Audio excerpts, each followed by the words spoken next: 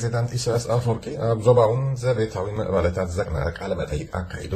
ፕሬዝዳንት ኢሳያስ አፈወርቂ ተማሊ ቀዳም ሽሞንተ ጥሪ 2012 በሬዲዮን ቴሌቪዥን ኤርትራ በቀጥታ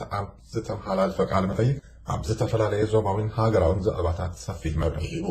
ቃለ መሕተት ፕሬዝዳንት ኢሳያስ ኣብ ዞባዊ ምዕባለታት ብሓፈሻ ኣብ ኢትዮጵያ ዘሎ ኩነታት ድማ ብፍላይ ሓላላሂ ተራ ገዳማውያን ሓይልታት ኣብ ግጭት ኢትዮጵያ ኣብ ልዕሊ ኤርትራ ዝተበየነ ዘሕጋዊ ውሳነ እገዳ ኩነታት ሱዳን መጻኢ ዓመቱን ኣብ ዝምድና ኤርትራን ቻይናን ከምኡውን ኣብ ቀዳምነት ሃገራዊ መደባት ልምዓትን ድህነትን 2022 ዘቅንዐ እዩ ነይሩ።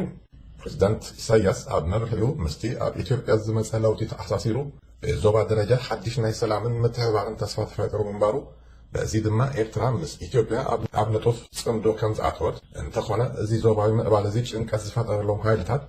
ብመገዲ ጃንዳ ወያነ ነቲ ሃዋህው ንምዝራግ ናብ ወታደራዊ እንደራ ከም ዘምርሑ እቲ ውጥን ድማ ኣብ ኢትዮጵያ ናይ ስርዓት ለውጢ ብምምጻእ ብቀንዱ ንኤርትራ መጥቃዕ ምንባሩ ኣብ ዝርዝር ናይቲ ውጥን ኣብ ኤርትራ ልዕሊ 100 ሽቶታት ከጥቃዓ ተመሪጹ ምንባሩ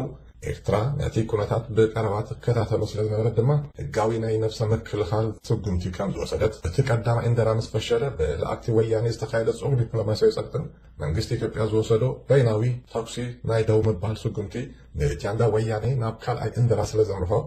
ኣብዚ ዝሓለፈ ሓደ ዓመት ነቲ ውግእ ናብ ማእኸል ኢትዮጵያ ብምልሓም ከቢድ ዕንወት ከም ዘስዓበ ኣብ መወዳእታ ቀንዲ ግዳይ ናይ እንደራ እዚ ህዝቢ ትግራይ ከም ዝነበረ ካብዚ ተመክሮ እዚ ትምህርቲ ብምቅሳም ከዓ ተፈጢሩ ዘሎ ማሕሰይቲ ንምፍዋስ ህዝቢ ትግራይን ህዝብታት ኢትዮጵያን ንቅድሚት ዝጠመተ ሰፊሕ ኣመለኻኽታን ፃዕርን ከም ዘድልዮም ኣገንዚቡ።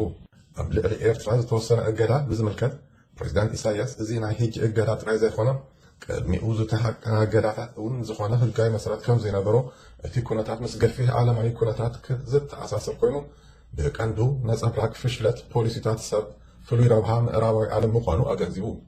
እቲ ዝተወስደ ውሳነ ሓስያ ይብሉን እኳ እንተዘይተባህለ ህዝብን መንግስትን ኤርትራ ግን ነዊሕ ተመክሮ ስለ ዘለዎም ነዚ ዘተፃብኦ እዚ ከም ዝሓለፈ ተፃብኦታት ብፅንዓት ሰጊሮም ኣብ ዕላምኦም ካብ ምብፃሕ ከም ዘይንቀፉ ኣረድዩ። ኣብ ሱዳን ዘሎ ምዕባለታት ውፅኢት ናይቲ በብግዚኡ ኣብ ሃገር ክክሰት ዝፀንሐ ቅኑዕ ፍታሕ ዘይረኸበ ዝተዋሕለለ ውንዙፍ ፀገማት ምዃኑ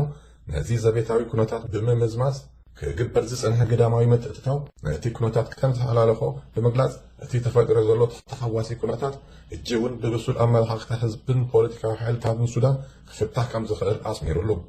ዝምድና ኤርትራን ቻይናን ብዝምልከት ፕሬዝዳንት ኢሳያስ ዝምድና ክልቲአን ሃገራት ካብ ስሳታት ዝጀመረ እምበር ሓድሽ ከም ዘይኮነ ተኺሱ